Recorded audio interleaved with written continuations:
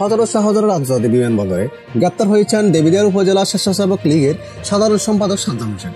Saudi আরব থেকে দেশে ফিরলে তাকে গ্রেপ্তার করা হয়। ৭ জানুয়ারি দিবাগত মধ্যরাতে ইমিগ্রেশন পুলিশ তাকে আটক করে বিমানবন্দর থানা পুলিশে হস্তান্তর করে। সাদ্দাম হোসেন দেবিদ্বার উপজেলা সদরের উত্তরপাড়া জামালউদ্দিনের ছেলে। গ্রেপ্তার করার বিষয়টি নিশ্চিত করেছেন দেবিদ্বার থানা পুলিশ। পুলিশ জানায়, বৈষম্যবিরোধী ছাত্র জনতার আন্দোলন চলাকালে গত ৪ ও ৫ আগস্ট উপজেলা সদরে গুলিতে নিহত হন স্বেচ্ছাসেবক লীগের নেতা আব্দুর রাজ্জাক রুবেল ও স্কুল ছাত্র সাব্বির হোসেন। এই দুটি হত্যা মামলা সহ সাদ্দাম হোসেনের বিরুদ্ধে থানায় ৪টি মামলা রয়েছে। সরকার পতনের পর থেকে সে বিদেশে আত্মগোপন করে। তাকে আটক করতে সকল বিমানবন্দর ও স্থলবন্দরে তথ্য পাঠানো হয়। দেবিদ্বার থানার ভারপ্রাপ্ত কর্মকর্তা বলেন, ডিএনটি বিমানবন্দর থানা থেকে সাদ্দামের গ্রেপ্তারের বিষয়টি জানানো হয়। তিনি সৌদি আরব থেকে দেশে ফিরেছেন। তাকে দেবিদ্বার থানা পুলিশ হস্তান্তর করা হচ্ছে। পরে তাকে আদালতে সুপর্দ করা হবে।